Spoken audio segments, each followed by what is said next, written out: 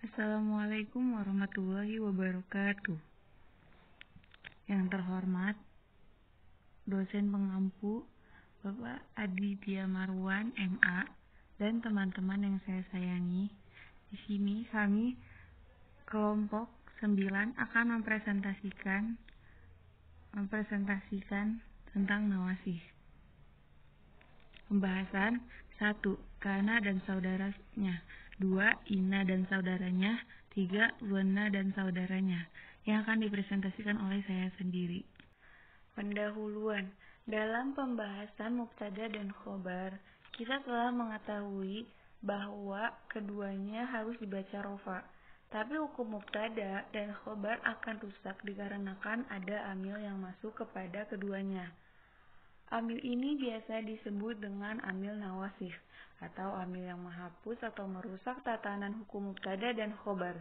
Amil nawasih diantaranya adalah kana wa akhwatuha, inna wa akhwatuha, dan zona wa akhwatuha. Kana dan saudaranya. Kana dan saudara-saudaranya merupakan suatu fiil dan mempunyai fungsi, yaitu tarfa'ul isma wa tansibul khobar, merupakan isim dan menasabkan khobar. Jika kemasukan kana, maka mubtada menjadi isimnya kana dan khobar menjadi khobarnya kana. Contoh, sebelum kemasukan kana, Muhammadun mughaniyun, Muhammad itu kaya, adalah susunan mubtada dan khobar.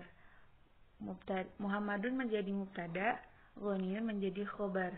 Setelah kemasukan kana, menjadi kana Muhammadun ghaniyan. Dahulu Muhammad itu kaya, maka ada perubahan istilah.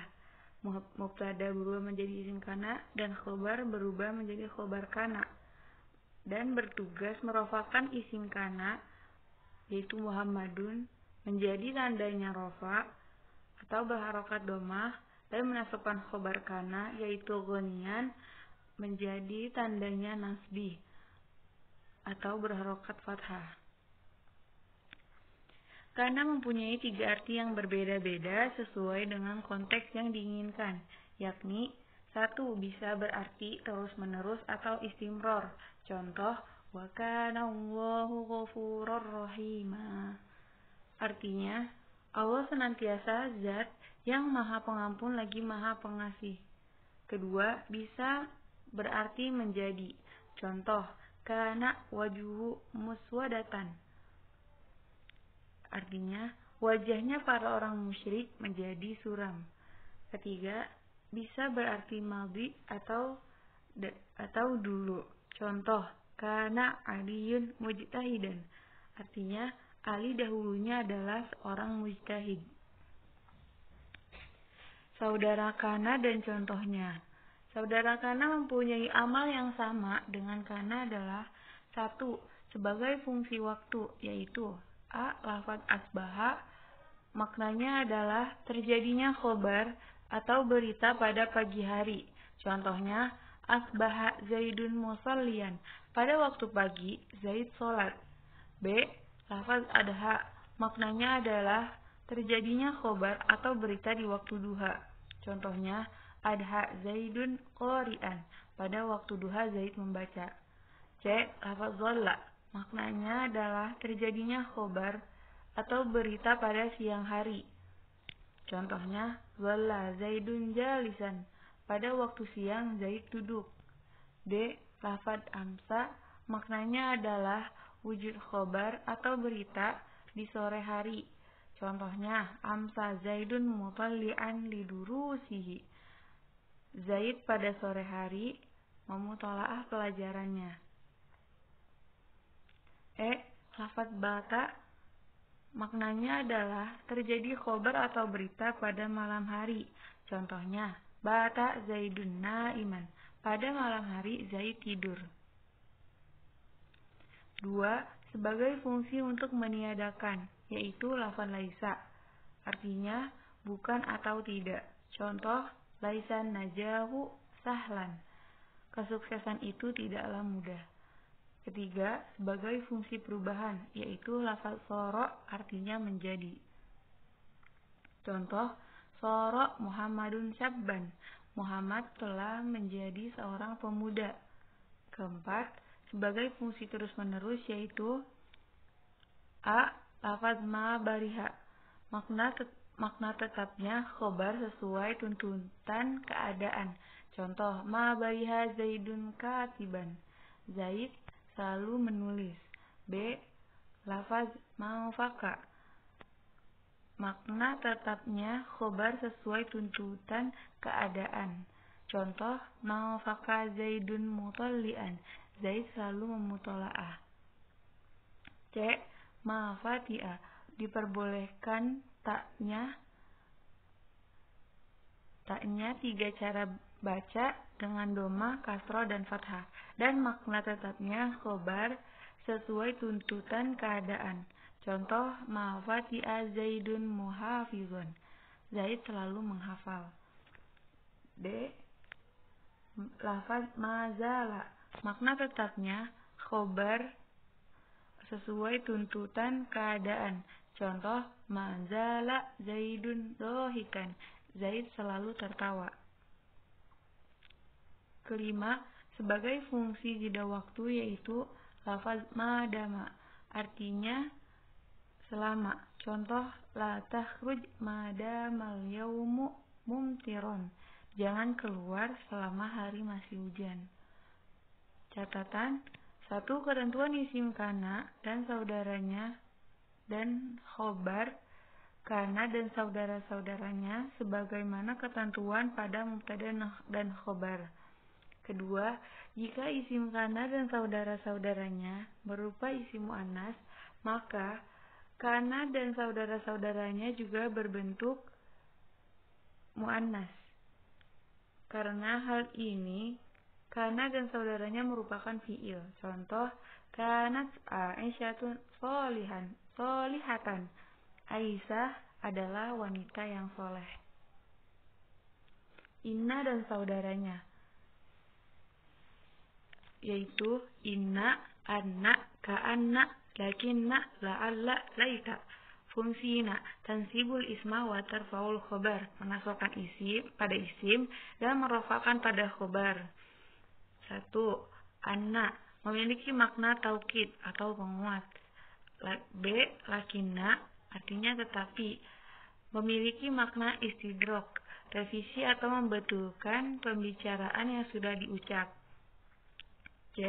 Ka'anna artinya seakan-akan atau menyerupai, memiliki makna tashbih, menyerupai. D. Laita artinya menginginkan, memiliki makna tamani, menginginkan sesuatu tapi tidak mungkin tercapai. E. La'alla artinya semoga atau mudah-mudahan, memiliki makna tarja wa tawaki, menginginkan atau mengharapkan sesuatu dan masih mungkin untuk didapatkan. Dan selanjutnya akan bisa dipresentasikan oleh Fatma. Contoh dari inna, Ahmadu ustadun. A. Tempat-tempat inna dibaca fathah dan kasroh. 1. Fathah. Apabila inna diletakkan sebagai masdar, maka hamzahnya harus di fathah. Contoh, yu'jibuni anna zaidan qa'imun. 2. Kasroh. A. Jatuh di awal kalam, inna zaidan qa'imun. B. Jatuh dalam awalan silah, ja'alladzi innahu qa'imun. C. Sebagai jawaban sumpah, wallahi inna zaidan qa'imun. D. Sebagai hikayat suatu ungkapan, qala zaidan inna amrun qa'imun. E. Menempati tarkib hal, zurtu zaidan wa inni dhu amalin. F. Jatuh setelah af'al qulub yang telah tertangguhkan amalannya oleh lam. Contoh, alimtu inna zaidal alimu. Setelah alal istiftahiyah. Contoh, ala inna zaidan qa'imun. H. Setelah haitsu, ijlis haitsu inna zaidan jalisun. I. Bila jumlah inna menjadi sifat, maruztu birojulin innahu fadilun. J. Bila jumlah inna menjadi khobar dan isim dzat. Contoh, zaidun innahu qari'un. B. Tempat-tempat inna dibaca fathah dan kasroh. 1. Inna dan saudaranya bila berhenti di ma zaidah itu bisa batal amalnya. Contoh, inna ma zaidun alimun. Tetapi terkadang ada yang tetap amal. Contoh, laita ma zaidan qa'imun. 2. Adapun laita, meskipun dimasukkan ma, maka ia tetap beramal menasabkan mubtada. dan merupakan khobar atau boleh tidak beramal. Contoh, laitama Zaidan qaimun. 3. Kata Zaidan dibaca nasab menjadi isimnya laitama, dan qaimun menjadi kata laitama. Dalam contoh ini masih tetap beramal. Boleh juga laitama tidak beramal, dan kata Zaidan dibaca rofa, sehingga susunannya menjadi laitama Zaidun qaimun. Hukum inna dan saudara-saudaranya yang ditakhfif atau nunnya disukun. Inna. 1. Inna hukumnya bila ditakhfif itu boleh amal, boleh tidak. Serta apabila tidak beramal, maka wajib memberi lam fariqoh pada lafaz sesudahnya. Contoh, in Zaidun laqaimun, dan lebih banyak muhmalnya daripada amalnya. 2. Huruf in di atas berasal dari inna yang takhfif. Ia tidak lagi beramal menasabkan mubtada, karena itu kata sesudahnya tetap dibaca rofa. Anna. 1. Anna hukumnya bila ditakhfif dan kemudian isimnya pasti berupa dhamir sya'an yang disimpan dan khobarnya pasti berupa jumlah. Contoh, alimtu Zaidun qaimun. 2. Dan bila ada isimnya bukan dhamir sya'an, maka hukumnya langka. Contoh, falau annaka fi yaumir rohohi sa'altani. Ka'anna dan lakinna. 1. Ka'anna juga bisa ditakhfif dan yang kaprah isimnya berupa dhamir sya'an yang disimpan. Contoh, ka'an syadyanu huqani. Tetapi ada juga yang ditetapkan walaupun sedikit. Contoh, ka'an Zaidun asadun. 2. Kata ka'an adalah dari kata ka'anna yang nunnya ditakhfif dan ia masih tetap beramal. Adapun lakinna, apabila nunnya ditakhfif maka tidak bisa beramal. Maka kesimpulannya, inna wa akhwatuha adalah sekelompok harf atau kata depan yang didahului oleh inna jika suatu jumlah isimiyah atau susunan mubtada dan khobar didahului oleh inna atau saudara-saudaranya, maka akan menyebabkan mubtada menjadi mansub dan disebut isim inna, dan khobar tetap marfu dan disebut khobar inna. Adapun inna dan saudara-saudaranya fungsinya atau pekerjaannya menasabkan isim atau mubtada dan merupakan khobar. Inna dan saudara-saudaranya yaitu inna, anna, ka'anna, lakinna, laita, la'alla. Setiap kalimat yang diawali dengan kata inna dan atau saudara-saudaranya maka mewajibkan fathah atau mubtadanya wajib fathah dan isimnya atau khobarnya wajib marfu. Dhonna dan saudaranya. Dhonna wa akhwatuha adalah fi'il yang menasabkan mubtada dan khobar. Kelompok ini merupakan fi'il muta'addi yang mempunyai dua maf'ul bih, maka dua isim setelahnya menjadi mansub. Contoh, Ahmadun nasyitun menjadi dhonantu Ahmadan nasyitun. Kata Ahmad menjadi maf'ul bih pertama dan nasyitun menjadi maf'ul bih kedua. Adapun saudara-saudara dhonna meliputi sebagai berikut: dhonantu, hasibtu, hiltu, za'amtu, ra'aitu, alimtu, wajadtu, ittakhadtu, ja'altu, sami'tu.